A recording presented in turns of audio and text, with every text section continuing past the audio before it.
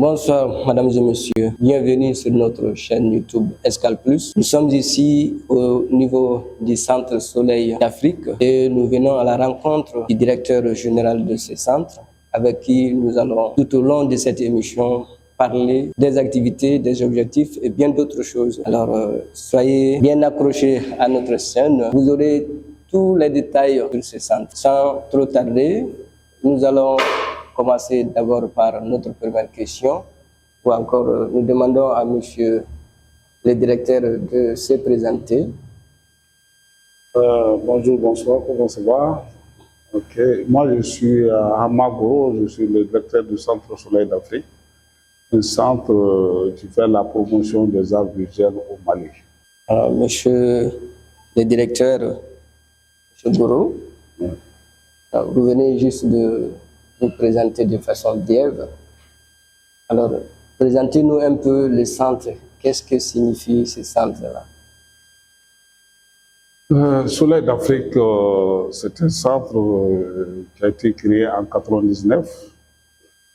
Depuis 1999 à ce jour, nous faisons la promotion des arts visuels et des jeunes artistes. Bon, pourquoi Soleil d'Afrique? Le centre, pour nous, c'est un espace de rencontre, d'échange et qui a été initié parce qu'il y avait à son temps ce manque. Je vous dirais que c'est l'un des premiers centres dans le domaine des arts visuels parce qu'en ce moment, il y avait Accès qui faisait la promotion du théâtre, mais dans le domaine des arts visuels, c'est l'un des premiers centres privés. Parce qu'on a vu que quand les artistes, après les études à l'INA, tout ça, bon, après, il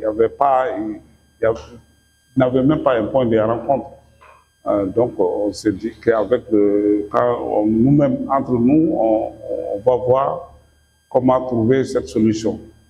Donc, c'est comme ça que, en collaboration avec certains de nos partenaires, parce que j'avais eu la chance d'étudier un peu à la Race Academy aux Pays-Bas. C'est là-bas qu'on a tissé des relations. Avec leur soutien et leur aide, on a pu construire le bâtiment du centre, et le bâtiment qui nous sert du centre, parce qu'on s'est dit qu'avec cette situation, la situation des artistes, rester en location, ce n'est pas facile.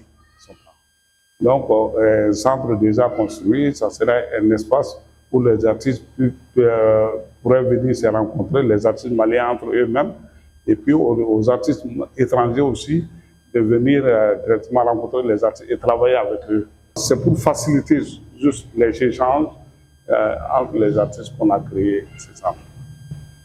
Alors, c'est pour dire que tous artistes concernés par l'art qui peuvent intégrer ce centre-là, qu'il soit féminin ou aussi masculin.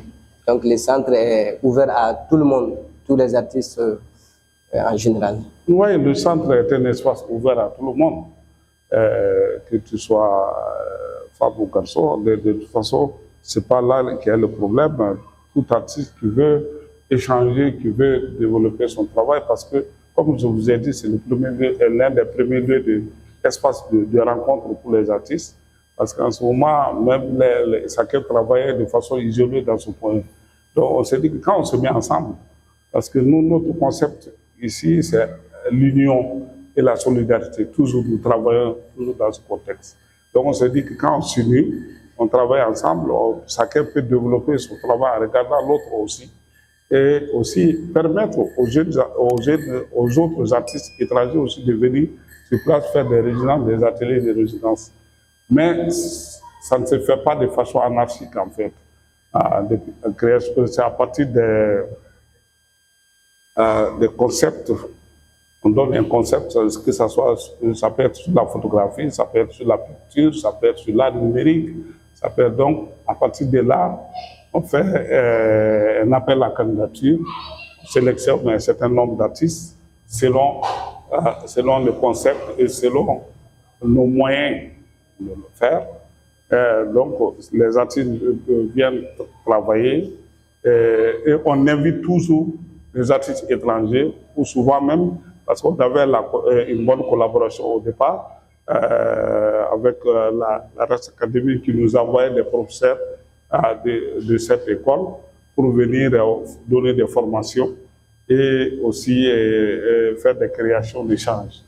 Donc cela a permis aujourd'hui à pas mal de jeunes artistes aujourd'hui qui sont en groupe ou qui travaillent seuls et qui commencent aujourd'hui à s'épanouir, ont passé par là, ils ont bénéficié de ces actions. Vraiment, on peut dire que c'est un concept qui a beaucoup marché et qui continue à bouger. Si je comprends, ça veut dire que ce centre est un centre qui est habilité à faire beaucoup d'activités, et tel que vous avez cité quelquefois les activités d'atelier. Oui, bon, nos activités, ce sont des ateliers de création ou d'échange, ateliers de formation, ateliers résidence d'artistes. Souvent, il y a des artistes qui viennent en résidence, des artistes étrangers, qui peuvent dire que, bon, on a toujours, sous proposition d'un projet, on échange avec eux, on convient, et ces artistes sont invités souvent 3 mois, 4 mois, 5 mois, 6 mois pour venir travailler avec les artistes maliens. Et c'est une façon pour eux de développer leur propre création aussi. Les jeunes artistes avec qui ils travaillent aussi, eux aussi, ils vont, c'est l'occasion pour eux d'apprendre aussi d'autres nouvelles techniques, d'autres façons de faire. Parce que aller sortir, quand on est jeune, avoir des opportunités d'un coup pour aller à l'extérieur, ce n'est pas facile. Bon, aujourd'hui encore, c'est un peu plus facile, mais à son temps, c'était très, très compliqué dans les années 99, comme je vous ai dit. Donc, mais à partir de ces ateliers, de ces échanges, après, parce qu'à chaque atelier, on fait une exposition, ça permet au public de découvrir ces jeunes artistes et aussi à l'extérieur aussi de découvrir ces jeunes artistes. Donc c'est une façon de faire leur promotion et certains d'entre eux arrivent à avoir des opportunités pour aller dans des grandes rencontres internationales. Effectivement, cette réponse me pousse aussi à dire certaines réalités dans le cadre de l'art ici au Mali. Surtout la compréhension de l'art à travers la population, comment la population comprend l'art en sorte. Et je me pose réellement, je me fais une idée de dire que dans les années 98, où vous dites la date de la création, 99-98, c'était vraiment compliqué pour un artiste malien de pouvoir vraiment sortir de la tête de l'eau, surtout au Mali, puisque l'art n'est pas... Alors, ça me permet aussi de poser cette question. Comment l'art, même en général, est compris dans ces pays, ici au Mali? Oh, tu sais que, Dieu merci, aujourd'hui, avec les nouvelles technologies, tout ça, bon, petit à petit, les gens commencent à s'intéresser, bon, parce qu'il y a beaucoup de centres, beaucoup d'espaces aujourd'hui, beaucoup d'ateliers qui sont en train de se créer. Mais à son temps encore, c'était plus compliqué parce que souvent, on disait que quand, même si on faisait des expositions, le public venait, certaines personnes, ils regardent les œuvres là. Ah, ça là, c'est bon, les toi, oui, lié au Bidjaoui. Donc nous, ça nous faisait très mal parce que, en réalité, notre création, on ne le faisait pas pour les Blancs, ou bien pour les Européens. Malheureusement. Mais malheureusement, parce qu'on le fait pour notre public, le public malien, l'environnement dans lequel nous sommes, parce que là, ça exprime, c'est une expression, c'est un langage. Et ce langage n'est pas adressé aux Européens. Ce langage est adressé à ce public qui nous entoure, à ce public auquel nous appartenons. Donc, nous, on essaie, à partir de notre création, de faire ressortir ce qui est caché, leur manière d'être, leur manière de vivre, leur manière de réfléchir et souvent même proposer à partir de nos créations des solutions à travers ces créations. Donc, si ils pensent que c'est pour les Européens, tu vois, ça nous mettait un peu à l'aise, mal à l'aise. Mais bon, heureusement, il y a aussi une certaine catégorie qui comprenait bien. Donc, c'est qu'avec leur aide qu'on a continué à développer. Et arrivé à un certain moment, on s'est dit que il faut qu'on aille à la rencontre aussi de ce public malien et qui ne n'ira jamais dans une galerie pour regarder une exposition. Et comment on va faire? C'est là qu'on a créé un festival qu'on appelle Festival africain d'images virtuelles artistiques. C'est transporter les œuvres de notre création dans la rue. Par exemple, on occupait la place du monument Obélix, par exemple, qu'on appelle Bougiba, ou bien la place Cannes, ou bien le terrain Chabat, des espaces ouverts comme ça. On fait la peinture, on fait la projection, on fait des expositions. Donc là, le public de passage, qu'est-ce que ces gens font? Et on vient voir ce qui se passe ici. Pour pouvoir bien s'approcher. Donc voilà, pour pouvoir bien approcher le public et dialoguer avec le public, et pour que le public, on puisse donner l'information nécessaire au public, que pour nous, c'était une façon d'éduquer le public à la lecture de la création artistique. Donc, parce que, et aussi, à travers des ateliers dans un espace ouvert, à ciel ouvert, les gens viennent directement dialoguer avec les artistes. Qu'est-ce que tu fais? Qu'est-ce que tu fais là? Qu'est-ce que cela veut dire? Et souvent, même le public est associé. Si tu veux, tu peux venir aussi peindre avec eux. Comme ça, pour nous, c'est une manière de s'approcher, de faire venir ce public-là, cet autre public qui n'ira jamais dans une galerie. Et donc maintenant, c'est une façon pour nous de les approcher et qu'ils puissent comprendre un peu qu'est-ce que c'est que l'art. Selon vous, pourquoi cette réalité que nous n'arrivons pas trop à comprendre même ce qu'on nous dit à travers l'art?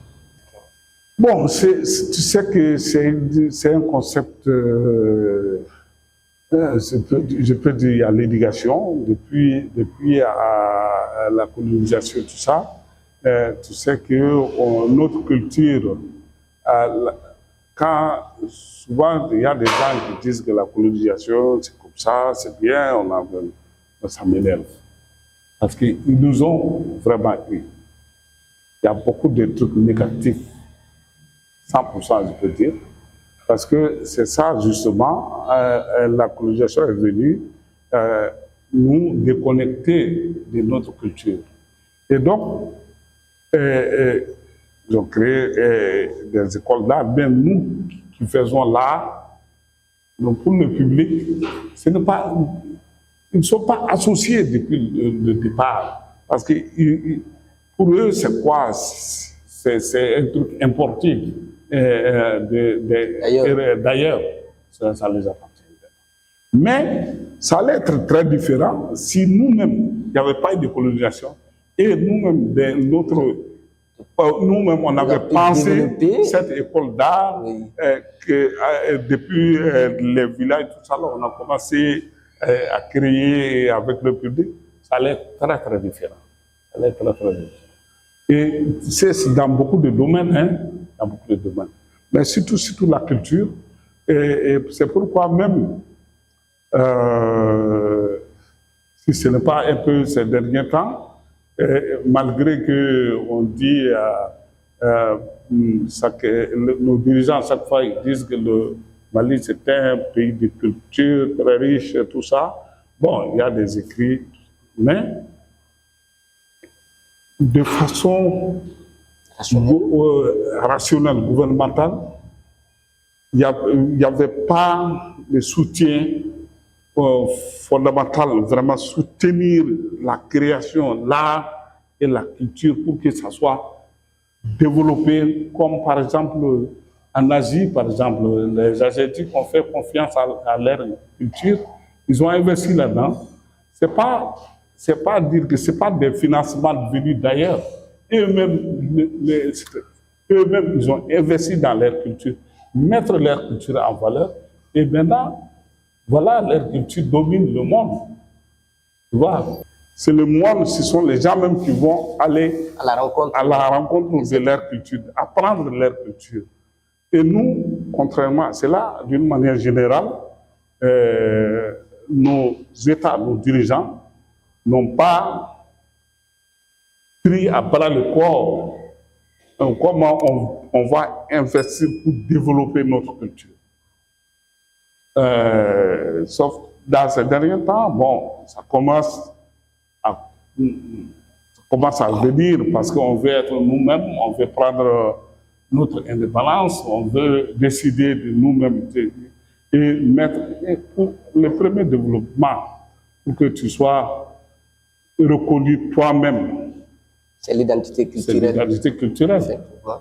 Et donc, c'est pourquoi aujourd'hui, vous avez vu, notre président a décrété l'année 2025, année de la culture, et cette année 2026, année de la culture et de l'éducation. Les deux, cette année. Tu vois, parce que la culture ne peut pas aller sans l'éducation. Les deux.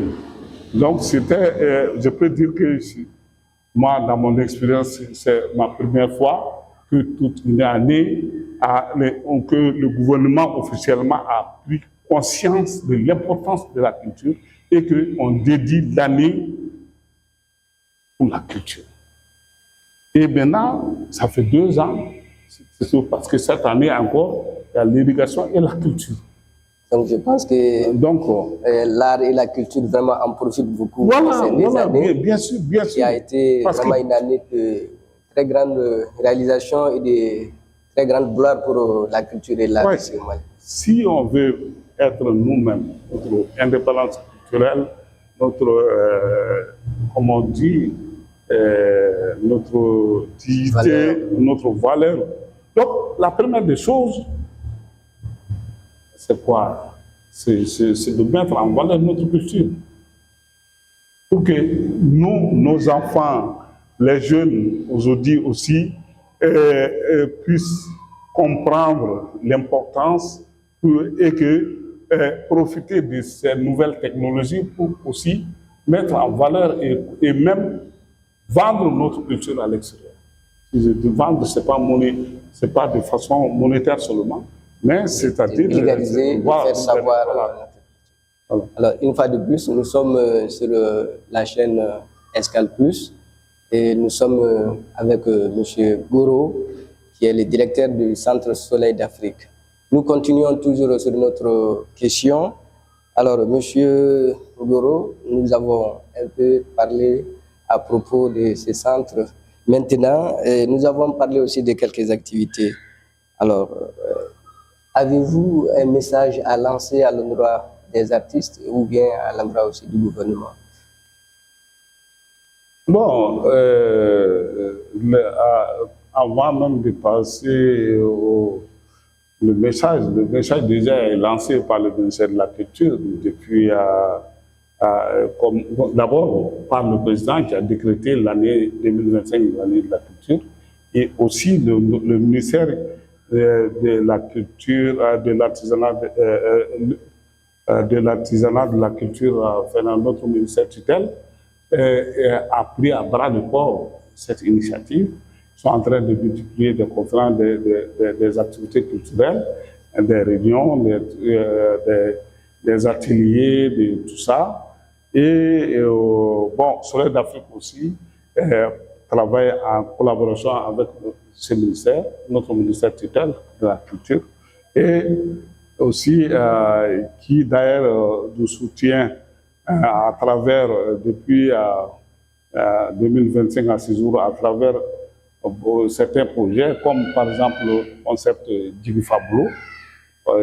Digifablo, c'est au vestibule de l'espoir. C'est un concept qu'on a initié depuis maintenant 2 ans. On est en train de réfléchir de comment on peut se passer des aides des directions extérieures et entre nous-mêmes mettre notre création en valeur dans un concept, en créant une économie solidaire et aussi dans un concept de partage et de soutien mutuel. C'est pourquoi ce projet d'Infablo réunit aujourd'hui plus d'une soixantaine d'artistes maliens et de la sous-région qui ont accepté, comme sous forme de tontine, accepté payer des cotisations, accepté payer des frais d'adhésion et aussi qui était en train de... donc c'est à partir de nous, entre nous-mêmes, créer une économie endogène solidaire qui nous permet de faire la promotion d'abord de certains jeunes artistes à travers les appels à candidature, tout ça. Bon, pour le moment, c'est pour toute nouvelle activité, au départ c'est un peu compliqué, mais quand même ça est en train d'avancer petit à petit. Et je pense que très très bientôt, ce projet sera pour nous une grande force pour mobiliser encore beaucoup plus d'artistes autour du Mali et de toute la sous-région, parce que nous on s'est dit que il faut que vraiment on se donne la main, il faut qu'on travaille ensemble. Comme on dit, voilà. Donc, mais si on se met ensemble, puis on est ensemble, on est fort. Donc c'est pourquoi c'est une Fablon, comme vous dites, non, c'est comme le concept de Togouna aussi un peu au pays de Gouan, tout ça, voilà, chez nous. Donc, mais pour nous, c'est très important qu'aujourd'hui, les artistes se donnent la main, se fassent confiance pour vraiment entreprendre des idées qui peuvent amener et apporter de grands changements. Parce que quand on voit aujourd'hui tout le Sahel, toute la sous-région aujourd'hui est menacée par cette débat d'Isabelle, tout ça là, l'insécurité grandissante. Donc on se dit que c'est à partir de la culture, ça aussi, parce que la culture aussi est une arme fatale. Vraiment, voilà, c'est vraiment un choc, comme vous avez dit, ça permet d'instaurer, de mettre en valeur la cohésion sociale et la solidarité, et qui peut aider aussi à ramener la paix. Donc nous, on s'est dit que, bon, chacun va jouer son rôle. Les militaires jouent leur rôle, les policiers jouent leur rôle, comme on dit, en tant qu'artiste aussi, nous aussi, nous allons jouer notre rôle pour vraiment promouvoir l'art de vivre ensemble. Voilà. Donc le Mali a été toujours un modèle, parce que nous, c'est tout récemment qu'on a vu ce genre d'insécurité, tout ça. C'est très nouveau chez nous, parce que le Mali a toujours été un pays de paix où les gens vivent dans une symbiose avec il n'y a pas de différence, il n'y a pas de tension, et aussi on a mis nos anciens ont mis des concepts comme les cousinage, tout ça là qui facilite, même en cas de conflit, qui facilite la résolution de ces conflits sans passer par la violence. Voilà. Donc, nous, il faut qu'on arrive à partager tout cela avec tous les gens de la sous-région et du Mali, et qu'ensemble, on facilite aussi au Mali de retrouver la paix et la culture dont notre pays a toujours fait l'objet. Alors, Monsieur Goro, oui. Vraiment, nous sommes très enchantés d'être là. Nous sommes très heureux d'être avec vous aujourd'hui dans votre centre. Merci. Et alors, vous nous montrez déjà que ce centre est une opportunité pour les artistes qui veulent évoluer et qui veulent se faire découvrir à travers le monde.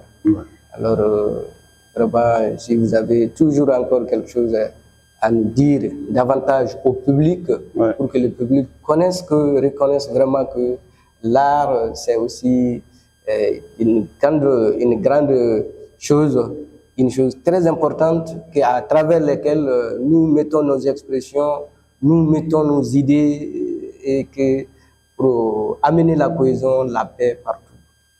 Merci. Et en fait, je vais dire d'abord que le centre est ouvert à tout le monde, artiste ou pas artiste. Tu peux venir visiter. Il y a toujours des œuvres à regarder, des trucs à échanger avec les artistes. Et nous, aujourd'hui, notre fierté est que grâce à notre centre, aujourd'hui, quand même, on peut dire près de 80% des jeunes artistes qui arrivent qui commencent à émerger sur le plan national et international, ont passé par ce centre et que pour nous, c'est vraiment une fierté et nous sommes très contents de cela.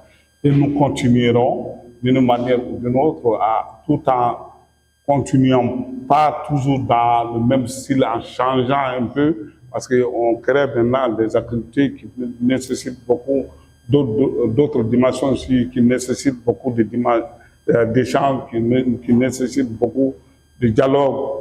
Et ce n'est pas seulement des ateliers de création, mais aussi des trucs innovants, des trucs qui permettent aux jeunes artistes d'expérimenter toujours d'autres concepts nouveaux et aussi monter le niveau des débats à des niveaux élevés, internationaux, et pour que les jeunes artistes, même qui n'ont pas eu l'occasion de sortir hors de Mali, puissent d'abord apprendre beaucoup de choses avant même de sortir. Donc voilà, je lance un appel à tous les artistes que le centre est ouvert pour tous les artistes et que nous continuerons dans ce sens et nous continuerons aussi à aider toujours les jeunes artistes, que ce soit femmes ou hommes, surtout d'ailleurs nos jeunes filles. On les aide beaucoup, on leur donne beaucoup de faveurs aussi à pouvoir continuer leur création et voilà, développer leur savoir-faire. Donc, nous remercions aussi. On ne peut pas partir sans remercier nos partenaires. Par exemple, nos fidèles partenaires dans le temps, c'était la Fondation Doun des Pays-Bas, beaucoup de fondations aux Pays-Bas qui nous ont beaucoup supportés, y compris le bâtiment en personne, le bâtiment même. Et au-delà de cela, nous remercions notre ministère de l'artisanat, de la culture, de l'industrie hôtelière et du tourisme, qui, surtout ces 2 dernières années, est avec nous carrément dans la mise en œuvre de ce nouveau concept qu'on dit Digifa Bloom, bien vestibule de l'espoir. Bien que pour l'instant, on est en train de bouger, c'est un peu lent, mais nous sommes très convaincus que ça peut être très bientôt une grande porte ouverte pour pas mal de jeunes artistes et même des artistes confirmés. Ok. Ouais. Alors, M. Goro, merci beaucoup. Merci de nous avoir accueillis ici chez vous. Ouais, merci. Nous sommes très heureux et je pense que ce ne sera pas la dernière fois que nous serons là. Ouais. Et très prochainement, nous souhaitons aussi vous rejoindre quelque part ou nous se rencontrer quelque part pour parler de... Très certainement. Avant d'oublier, je remercie tous nos partenaires, nos amis de la presse aussi, qui sont de temps en temps qui sont là avec nous, Et même s'il n'y a pas d'activité qui viennent, qui nous pousse à parler, même si on n'a pas envie de parler souvent, mais c'est très intéressant, c'est très bon. Et aussi, nous remercions nos partenaires aussi de Donkun Maya, qui est en train de faire beaucoup de choses. Le Fonds Maya, l'ACF, tout ça. Aujourd'hui, au Mali, ça bouge un peu dans tous les sens. Nous sommes très contents et puis voilà, nous espérons qu'ensemble, on va relever le défi et puis on va vraiment apporter une grande contribution pour que la paix et le Mali retrouve sa paix et sa quiétude d'antan. Merci à vous. Merci, M. Goro. Merci.